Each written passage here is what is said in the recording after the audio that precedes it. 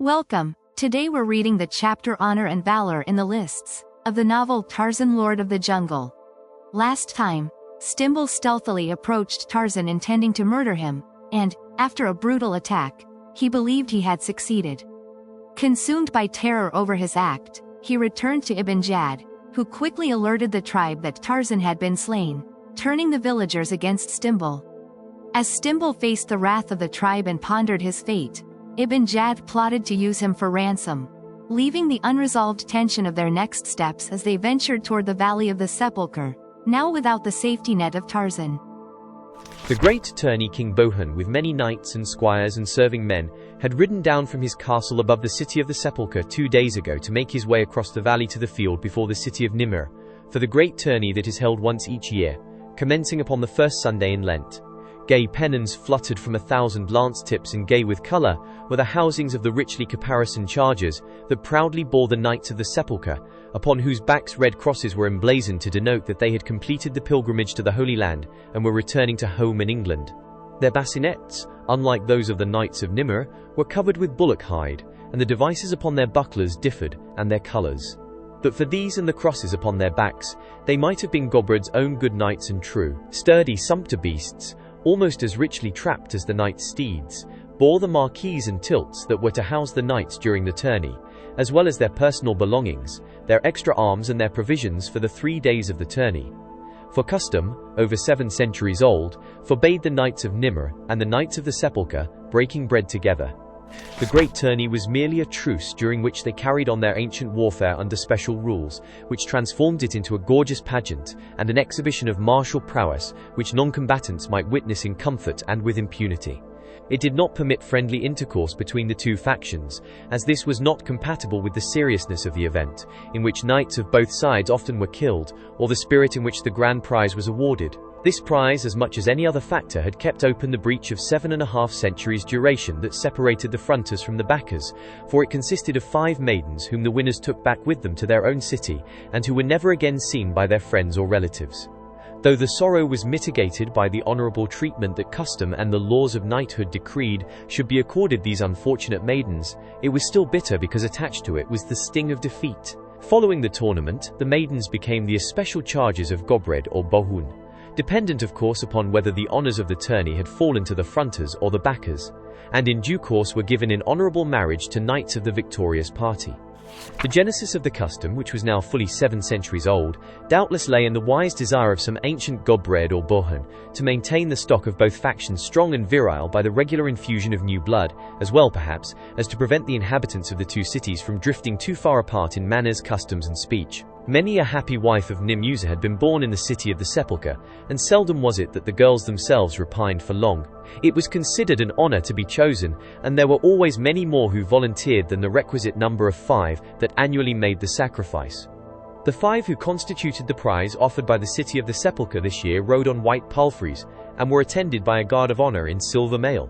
The girls, selected for their beauty to thus honour the city of their birth, were gorgeously attired and weighed down with ornaments of gold and silver and precious stones. Upon the plain before the city of Nimr, preparations for the tourney had been in progress for many days. The lists were being dragged and rolled with heavy wooden rollers. The ancient stands of stone from which the spectators viewed the spectacle were undergoing their annual repairs and cleansing. A frame superstructure was being raised to support the canopies that would shade the choice seats reserved for the nobility, and staffs for 1,000 pennons had been set around the outer margin of the lists. These and 100 other things were occupying a company of workmen, and in the walled city and in the castle that stood above it the hammers of armourers and smiths rang far into the night, forging iron shoes and mail and lance tips. Blake had been assured that he was to have a part in the great tourney, and was as keen for it as he had been for the big game of the season during his football days at college.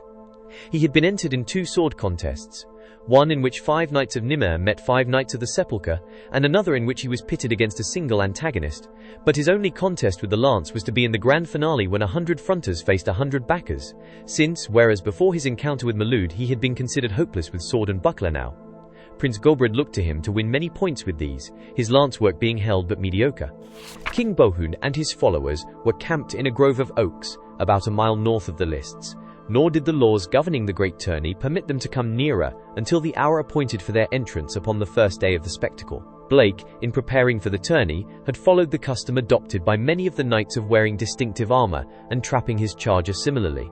His chainmail was all of solid black, relieved only by the leopard skin of his bassinet and the blue and silver pennon upon his lance. The housings of his mount were of black, edged with silver and blue, and there were, of course, the prescribed red crosses upon his breast and upon his horse housings.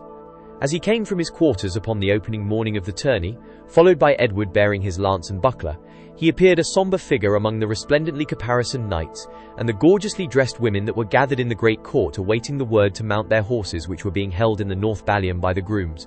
That his black mail was distinctive was evidenced by the attention he immediately attracted, and that he had quickly become popular among the knights and ladies of Nimr was equally apparent by the manner in which they clustered about him.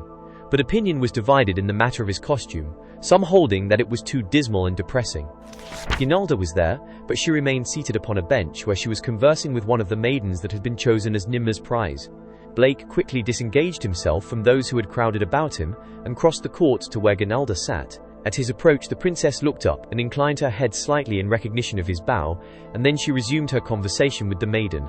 The rebuff was too obvious to permit of misunderstanding, but Blake was not satisfied to accept it and go his way without an explanation. He could scarce believe, however, that the princess was still vexed merely because he had intimated that he had believed that she took a greater interest in him than she had admitted. There must be some other reason. He did not turn and walk away then, although she continued to ignore him, but stood quietly before her waiting patiently until she should again notice him. Presently he noted that she was becoming nervous, as was also the maiden with whom she spoke. There were lapses in their conversation. One of Guinalda's feet was tapping the flagging irritably.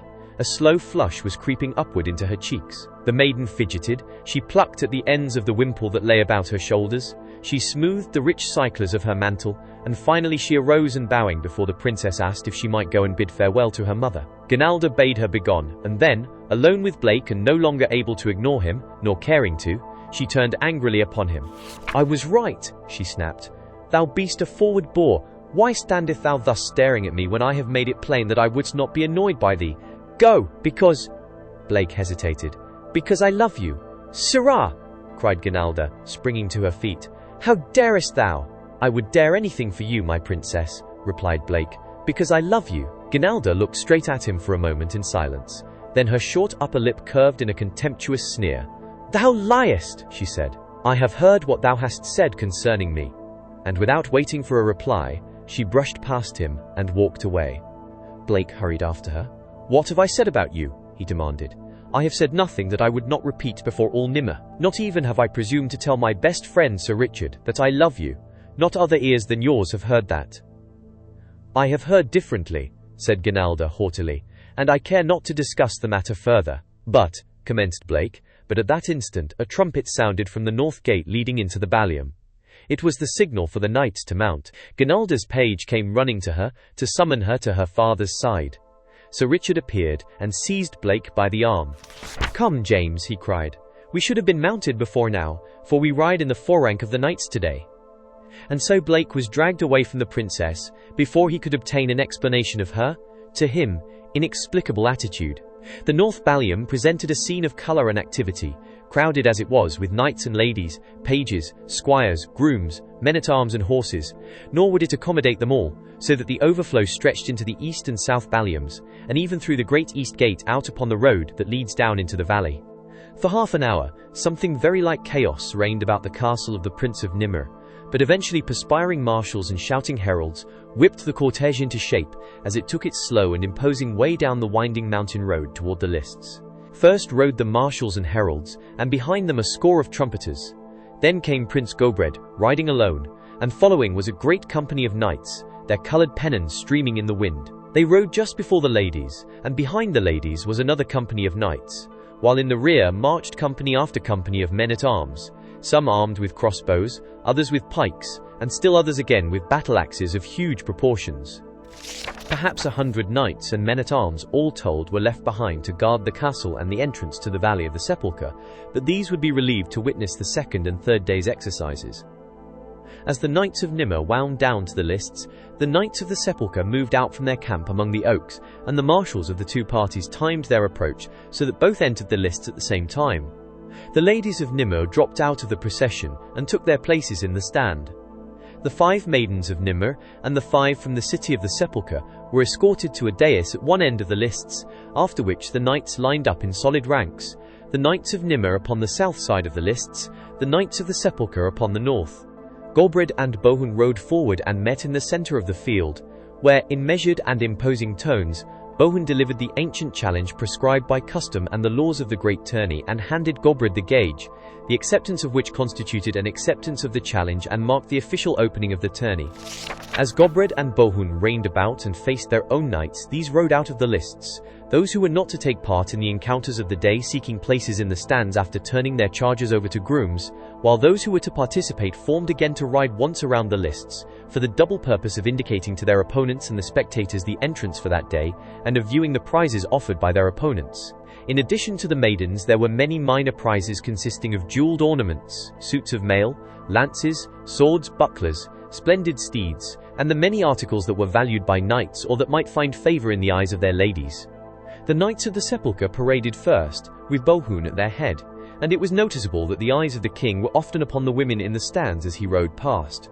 Bohun was a young man, having but just ascended the throne following the recent death of his father. He was arrogant and tyrannical, and it had been common knowledge in Nimr that for years he had been at the head of a faction that was strong for war with Nimr, that the city might be reduced, and the entire valley of the sepulchre brought under the rule of the Bohuns. His charger prancing, his colours flying, his great company of knights at his back, King Bohun rode along the stands reserved for the people of Nimr, and when he came to the central loge in which sat Prince Golbred with the Princess Brynhilda and Princess Ginalda, his eyes fell upon the face of the daughter of Golbred. Bohun reined in his charger and stared straight into the face of Ginalda. Golbred flushed angrily, for Bohun's act was a breach of courtesy, and half rose from his seat. But at that moment Bohun, bowing low across his mount's withers, moved on, followed by his knights. That day the honours went to the Knights of the Sepulchre, for they scored 227 points against 106 that the Knights of Nimr were able to procure. Upon the second day the tourney opened with the riding past of the entrants who, ordinarily, were conducted by a herald, but to the surprise of all, Bohun again led his knights past the stands, and again he paused and looked full at the Princess Ginalda. This day the Knights of Nimr fared a little better, being for the day but 7 points behind their opponents, though the score for the 2 days stood 269 to 397 in favour of the Knights of the Sepulchre. So the third day opened with the knights from the north, boasting what seemed an insuperable lead of 128 points, and the Knights of Nimr spurred to greater action by the knowledge that to win the tourney they must score 232 of the remaining 334 points. Once again, contrary to age-old custom, Bohun led his entrants about the lists as they paraded before the opening encounter, and once again he drew rein before the lodge of Golbred, and his eyes rested upon the beautiful face of Ginalda for an instant before he addressed her sire. "Prince Golbred of Nimr," he said in his haughty and arrogant voice, "as ye well know, my valiant sir knights have bested thine by more than 60 points, and the great tourney be as good as ours already. Yet we would make thee a proposition." "Speak, Bohun, the great tourney is yet far from won, but an ye have any proposition that an honourable prince may consider, thou hast my assurance that 'twill be given consideration." "Thy 5 maidens are as good as ours," said Bohun, "but give me thy daughter to be queen of the valley of the sepulchre, and I will grant thee the tourney." Golbred went white with anger, but when he replied his voice was low, and even for he was master of his own emotions, as befitted a princely man. "Sir Bohun," he said, refusing to accord to his enemy the title of king, "thy words are an offence in the ears of honourable men, implying as they do, that the daughter of a Golbred be for sale, and that the honour of the knighthood of Nimr may be bartered for. Get thee hence to thine own side of the lists, before I set serfs upon ye to drive ye there with staves." "So that be thine answer, eh?" shouted Bohun. "Then know ye that I shall take the 5 maidens by the rules of the great tourney, and thy daughter, by force of arms." With this threat delivered, he wheeled his steed and spurred away. Word of Bohun's proposition and his rebuff spread like wildfire throughout the ranks of the Knights of Nimr, so that those who were to contend this last day of the tourney were keyed to the highest pitch of derring-do in the defence of the honour of Nimr and the protection of the Princess Ginalda. The great lead attained by the Knights of the Sepulchre during the first 2 days was but an added incentive to greater effort, provoking them as a spur to the utmost limits of daring and exertion. There was no need that their marshals should exhort them. The youth and chivalry of Nimr had heard the challenge and would answer it in the lists. Blake's sword and buckler encounter with a Knight of the Sepulchre was scheduled for the first event of the day. When the lists were cleared, he rode into a fanfare of trumpets, moving parallel with the south stands while his adversary rode along the front of the north stands, the latter halting before the lodge of Bohun as Blake drew rein in front of that of Gobred, where he raised the hilt of his sword to his lips to the prince, though his eyes were upon Ginalda. "Conduct thyself as a true knight this day, to the glory and honor of Nimr," charged Gobred, "and may the blessings of our Lord Jesus be upon thee and thy sword, our well-beloved Sir James." "To the glory and honor of Nimr I pledge my sword and my life," should have been Blake's reply according to the usages of the great tourney. "To the glory and honor of Nimr and to the protection of my princess, I pledge my sword and my life," is what he said. And it was evident from the expression on Gobred's face that he was not displeased, while the look of haughty disdain which had been upon Ginalda's face softened. Slowly she arose, and tearing a ribbon from her gown stepped to the front of the loge. "Receive this favor from thy lady, Sir Knight," she said, "bearing it with honor and to victory in thy encounter."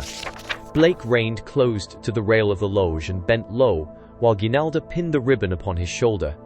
His face was close to hers. He sensed the intoxicating perfume of her hair. He felt her warm breath upon his cheek. "I love you," he whispered, so low that no other ears than hers could hear. "Thou art a boor," she replied in a voice as low as his. "It be for the sake of the 5 maidens that I encourage ye with this favor." Blake looked straight into her eyes. "I love you, Ginalda," he said, "and you love me." Before she could reply, he had wheeled away. The trumpets had sounded, and he was cantering slowly toward the end of the field where the tilts of the Knights of Nimr stood. Edward, very much excited, was there, and Sir Richard and Michelle, with a marshal, heralds, trumpeters, men-at-arms, a martial company to urge him on with encouragement and advice. Blake cast aside his buckler, nor was there any to reprove him now. Instead they smiled proudly and knowingly, for had they not seen him best Sir Malud without other defense than his horsemanship and his sword? The trumpets blared again. Blake turned and put spurs to his charger.